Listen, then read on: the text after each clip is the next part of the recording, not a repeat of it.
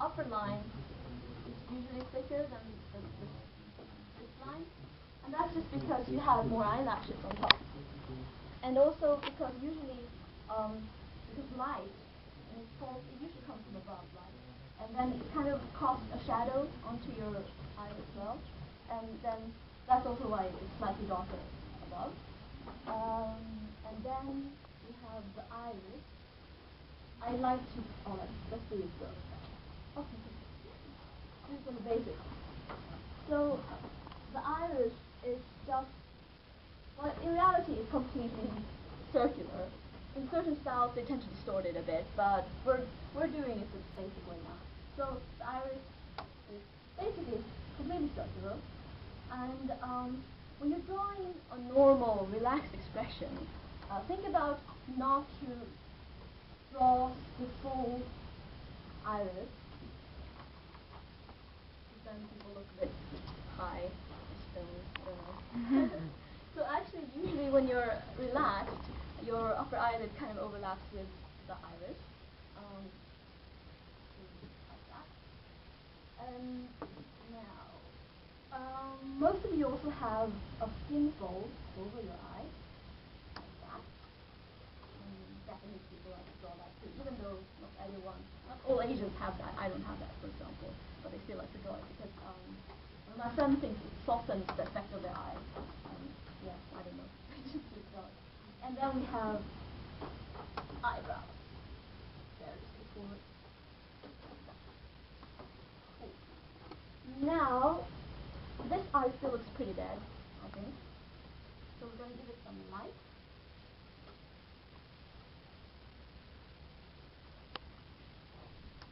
I hope, as soon as you put in highlight, the eye looks a lot more alive, maybe. Or it makes comparison. Actually, some people use this when they want to give people a kind of dead look or a zombie-like look in the eyes. They just leave out the highlight. And I think you can see the difference.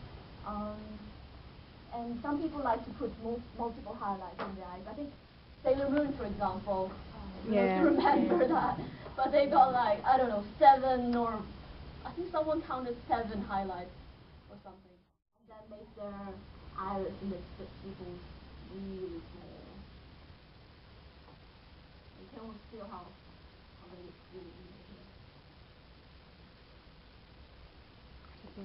You see that the eyes really affect the way you can design a character. Look simple. Right, I think it's about time we do some hair now. We have a Dragon Ball Z fan here. Yeah. Can you demonstrate Dragon Ball Z hair? Oh my god.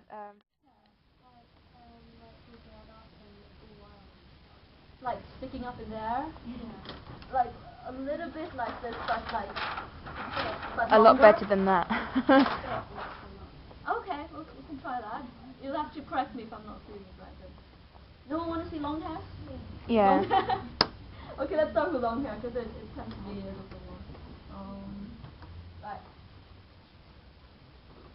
Face. Long hair, once again.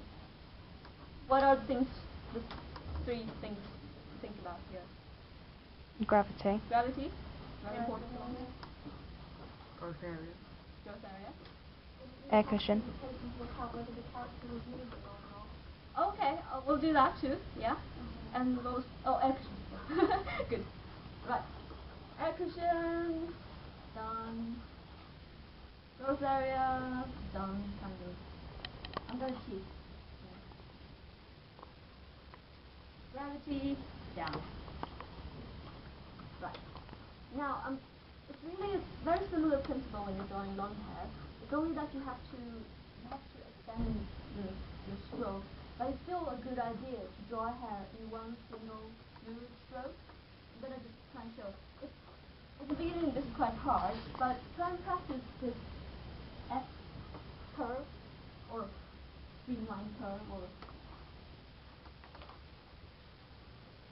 if you can make your hand steady enough to do these in just one fluid stroke, it'll be a lot easier to draw hair. But sometimes, if you don't feel steady enough on your hands, people tend to do this. And we have a tail, I think. So when you draw long hair, it's very important to try and get the strands as smooth as possible. I mean, sometimes I can't pull it off in one stroke either, but then I try to connect it as well as I can, and then carry on with it, something like that. And once again, you try to vary the thickness of the strand and the direction of the smaller strand. With long hair, what you can do is you can start off with the strand coming down, and then you can split it up, and that also looks a lot more natural than if you were to just stick together in one lump. So those are some general tricks to think about the drawing strand. You can't really see these little strands until you get to the end of the hair, like the very tip of it. Also, another tip, don't forget that there are shoulders there. The hair isn't just falling straight down. Your shoulders keep it, it affects how the hair falls. Split up this big lot of small strands, and then it just looks a lot more natural. Now, this is under normal gravity situation.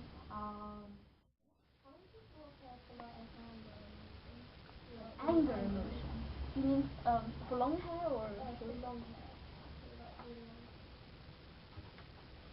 This is quite nice about manga because there's this invisible wind thing. So even if they're indoors, there should be no wind. You can still play around with things like hair. That's a really interesting question. What I would do, like if they're really angry,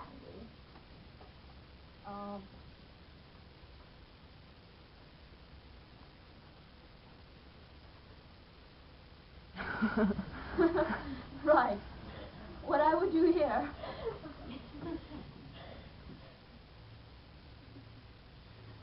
Okay. Now, where do you think? Where would the wind come from? What would be the most, effective way to show the anger? Can you feel like this? Yeah. They come from below. Steam from the ears. Yeah.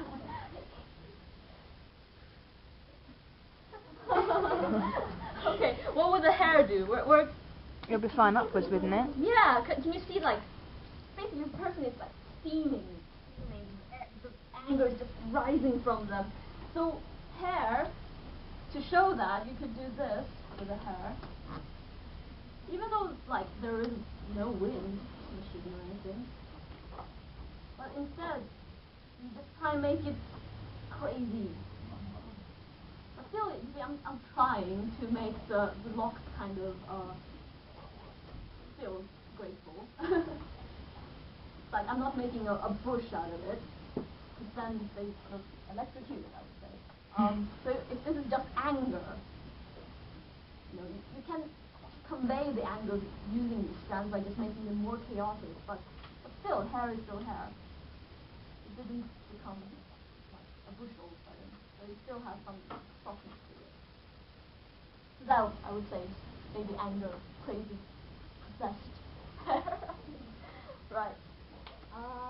That's long hair.